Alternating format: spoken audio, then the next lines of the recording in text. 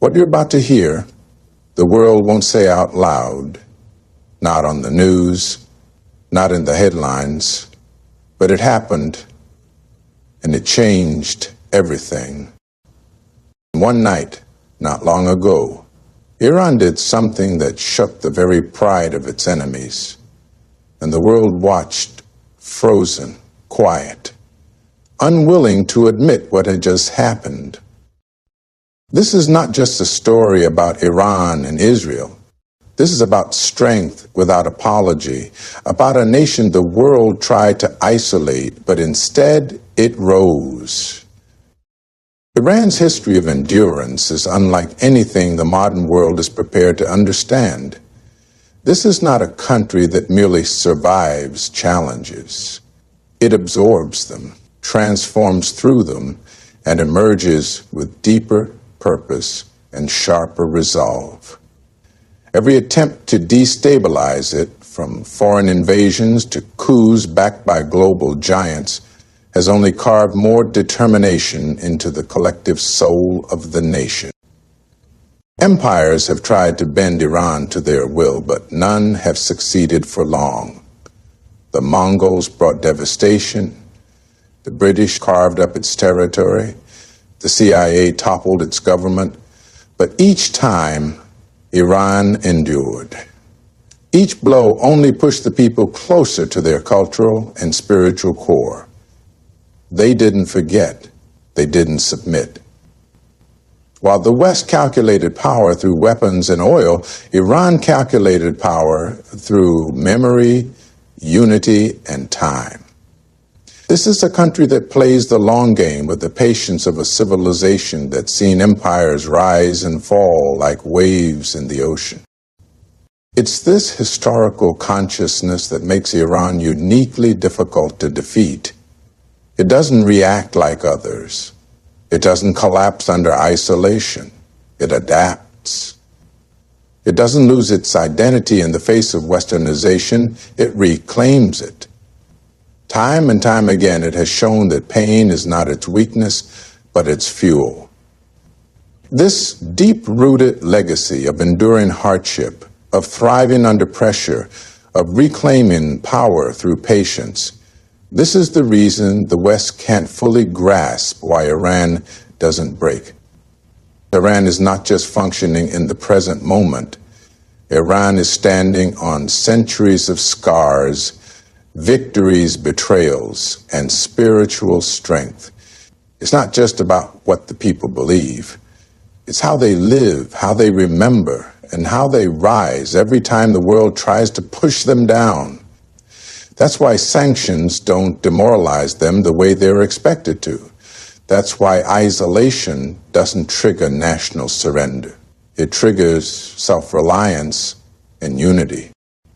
Every attempt to pressure Iran economically, politically, or militarily is met not with collapse, but with consolidation.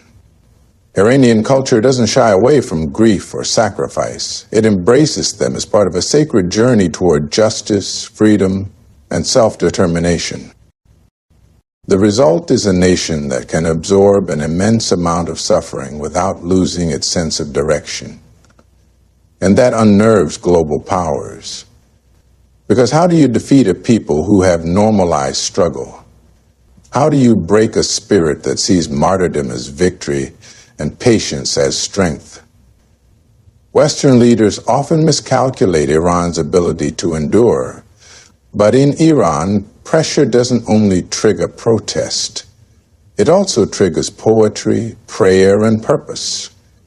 Cultural identity in Iran is armor. It's not fragile or shallow. It's thick with centuries of philosophy, faith, and fight. The media often paints Iran as backward or extremist, but they never talk about the depth of its intellectual and spiritual traditions.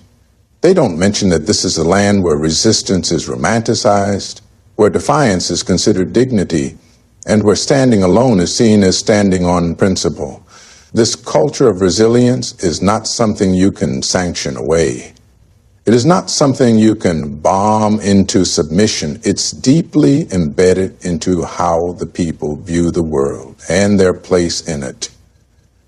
Faced with decades of sanctions, embargoes, and attempts to isolate it from global markets and systems, Iran made a critical decision.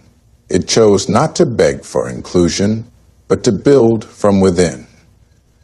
Iran's influence extends far beyond its borders, not through colonization or economic domination, but through ideology, alliances, and cultural solidarity.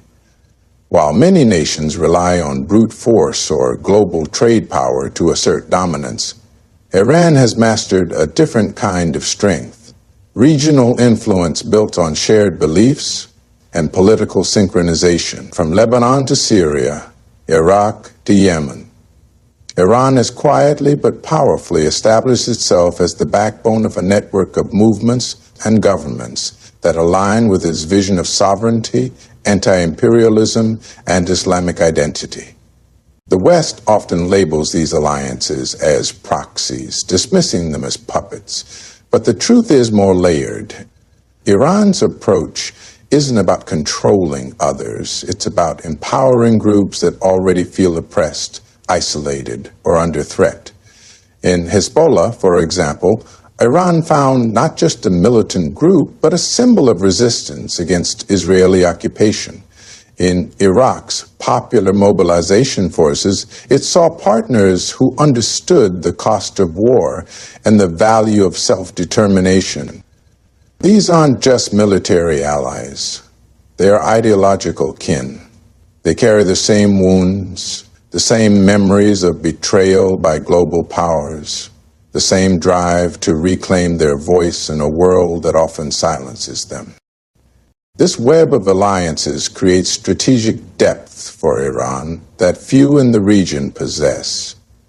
If you strike Iran, you don't just face Iran, you face a region that remembers what it means to bleed together. This reality forces even the most powerful militaries to think twice before escalating. Iran's power is multiplied by the alliances it has fostered in places where the West often fails to understand the local culture, history, and pain. Iran steps into that void with something deeper than aid or weapons. It steps in with shared purpose. That's a kind of power no sanctions can erase. This is not just about winning battles. It's about shaping hearts and minds. That's why Iran's influence feels so permanent. It is seated in ideology, not just strategy. The more its enemies try to suppress it, the more its voice echoes through the voices of others who've suffered similar fates. This interconnected web of support isn't just strategic, it's spiritual. It's built on the belief that standing for something bigger than yourself, even in the face of death, is the greatest kind of power. Iran's influence doesn't need massive fleets or sprawling embassies. It grows in the silence between bombs, in the prayers after injustice, in the stories of people who refuse to be erased. That's why defeating Iran isn't just about confronting a nation. It's about confronting an idea, one that has already taken root far beyond its borders. Iran has created a psychological fortress that is difficult to penetrate and nearly impossible to dismantle. It doesn't just fight wars on the battlefield. It fights them in the minds of its enemies and allies alike. One of the clearest examples of this is Iran's ability to remain composed under intense pressure. When the West expects a nation to react with panic or desperation, Iran responds with patience, calculation, and a sense of quiet dignity.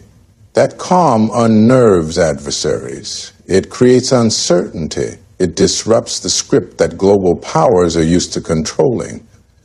By refusing to act predictably, Iran keeps its enemies guessing, which in itself becomes a powerful deterrent. In a world driven by instant reactions and media-driven responses, Iran's restraint becomes a psychological chess move, always planning several steps ahead.